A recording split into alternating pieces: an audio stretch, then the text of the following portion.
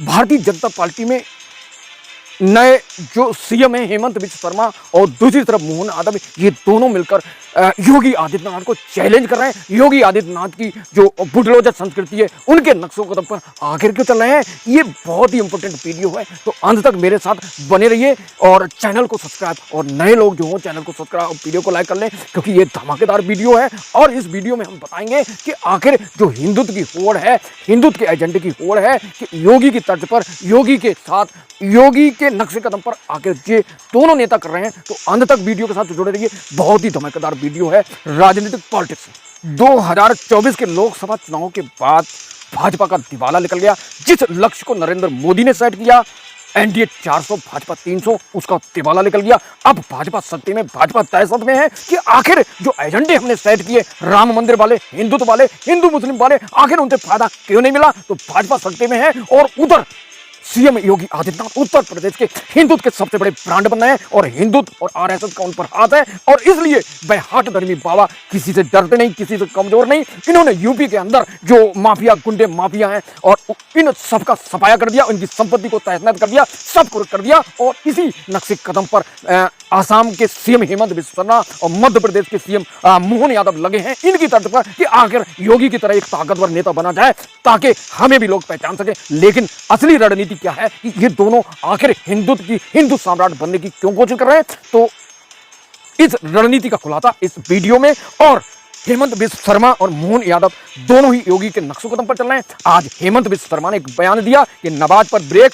उस पर राजनीतिक घमासान हो गया, सियासत गर्मा गई। तो उसकी बात को बात करेंगे। पहले इन दोनों हिंदू सम्राट बनने वाले नेताओं की बात करें तो आपको जैसे पता है 2024 में नरेंद्र मोदी, भाजपा एनडीए का जो नैरेटिव सेट था, जो वादा था जनता को कि जो भारत है उसको दुनिया का, विश्व का तीसरे नंबर पर इकोनॉमिक्स में बनाएंगे और भारत को विकसित बनाएंगे, वो सारा धराशायी हो गया। क्योंकि 370 मिलते तभी नरेंद्र मोदी 4 टांगों की सरकार बनाते, लेकिन वैसा की सरकार बनी। अब उनके सामने हमेशा चैलेंज रहता है कि कब नीतीश कुमार नाराज हो जाए, कब चंद्रबाबू नायडू हो जाए। चंद्रबाबू नायडू को आंध्र में सेट कर दिया है, और जो अपने नीतीश कुमार है इनको भी बिहार में सेट कर दिया है, इनको मुख्यमंत्री बना दिया है, और इनके जो साथी सांसद हैं उनको केंद्रीय मंत्री बना दिया। मामला बन गया है मोदी सरकार का। लेकिन आए दिन इंडिया गठबंधन, राहुल गांधी ऐसे एजेंडे, ऐसे नैरेटिव को सेट करते हैं जिससे भाजपा असह्य हो जाती है, भाजपा दहशत में आ जाती है, भाजपा कमजोर हो जाती है। और इसी के कारण असम के सीएम हेमंत बिस्वा शर्मा और मध्य प्रदेश के सीएम मोहन यादव हिंदू सम्राट आखिर क्यों बनना चाहते हैं, क्यों चैलेंज करना चाहते हैं सीएम योगी आदित्यनाथ को। ये बहुत ही बड़ा सवाल है। क्या उनसे इंस्पायर हुए हैं सीएम योगी से, या फिर मोटिवेशनल हुए हैं जिसके कारण वे हिंदुत्व की सेवा करना चाहते हैं, हिंदुत्व के एजेंडे को लेकर आगे चलना चाहते हैं। लेकिन इसका सच तो कुछ और ही है। दरअसल 2024 के लोकसभा चुनाव के बाद भारतीय जनता पार्टी का दिवाला निकल गया। जैसे तैसे सरकार बनाई, लेकिन भाजपा को आज भी आश्वस्त नहीं है, आज पूरी तरह कॉन्फिडेंस नहीं है कि वह सत्ता में आने वाले टाइम में केंद्र और कई राज्यों में लौटेगी या नहीं। इसलिए भारतीय जनता पार्टी पतन की ओर आगे बढ़ रही है। और राम मंदिर का, हिंदुत्व का जो एजेंडा था 2024 के लोकसभा चुनाव में, जनता ने उन्हें सरे से नकार दिया।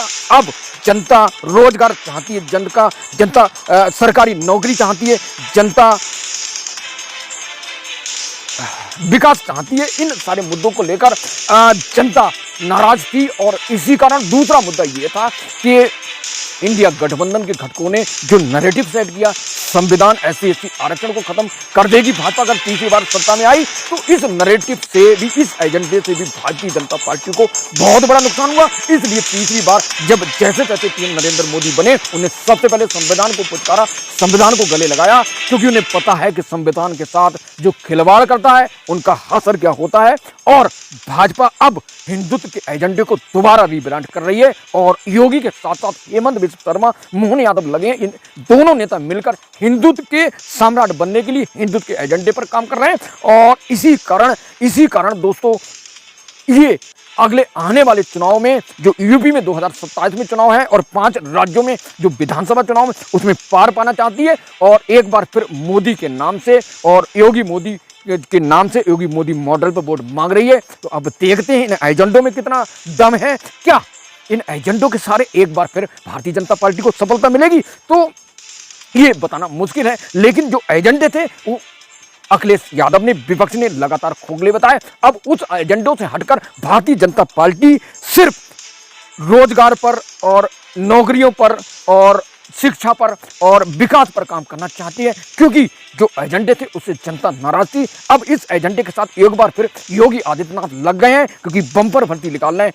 चाहे पुलिस की भर्ती हो, चाहे शिक्षक की भर्ती हो, बहुत सारी भर्ती लगा रहे हैं। लोगों को, जो यूपी के नागरिक हैं, उन्हें नौकरी देने का काम कर रहे हैं और जनता को चाह रहे हैं कि जनता एक बार फिर उन पर विश्वास कर ले और 2027 और 10 उप विधानसभा चुनाव में उनको जीत मिल जाए। तो देखते हैं ये जनता जो है उनके लिए, इनके बारे में क्या सोचती है। तो अब ये दोनों हिंदुत्व के जो एजेंडे पर काम कर रहे हैं, योगी के साथ मोहन यादव और हेमंत बिस्व शर्मा, ये हिंदुत्व को जगाने और हिंदुत्व कार्ड खेलने के लिए लगे हैं। क्योंकि दोस्तों, हमने हेमंत बिस्व शर्मा और मोहन यादव का जो योगी के नक्शे कदम पे चल रहा है उसकी बात करेंगे। दरअसल इन दोनों को गुजरात लॉबी, केंद्रीय नेतृत्व, भाजपा नेतृत्व इसलिए पसंद करता है, ये योगी को चैलेंज करें, योगी को रोकें और योगी की ताकत के सामने उनसे ज्यादा ताकतवर बन जाए और केंद्रीय नेतृत्व को खुद कर दें।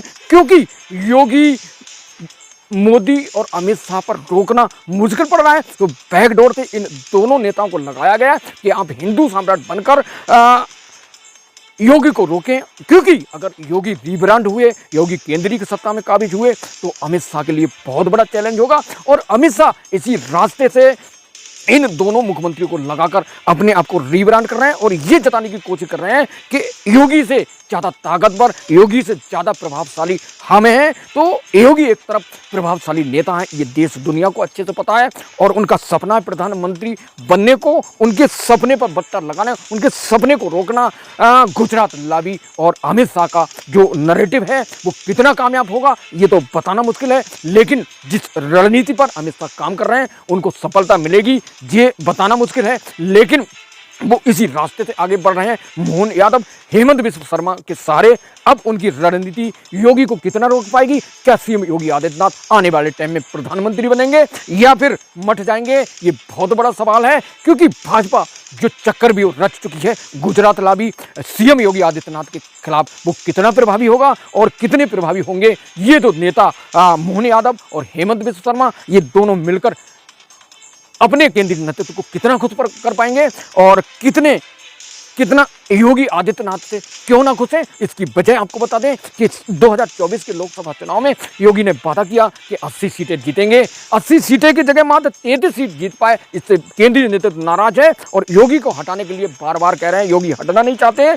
तो बैकडोर से मोहन यादव और हेमंत बिस्व शर्मा को रिब्रांड करने के लिए लगाया गया है कि ये लोग योगी को रोकें और दूसरों को मौका दें। तो ये भाजपा की गुजरात लॉबी की जो रणनीति है, स्ट्रेटजी है, जो रणनीति है, जो नैरेटिव है अमित शाह का, वो कितना कारगर होगा कमेंट करके बताएं। जो हमने एनालिसिस दिया, जो हमने आपको वीडियो बनाया, जो हमने आपको बताया है, इसमें कितनी सच्चाई है कमेंट करें और हमारे साथ जुड़े रहें।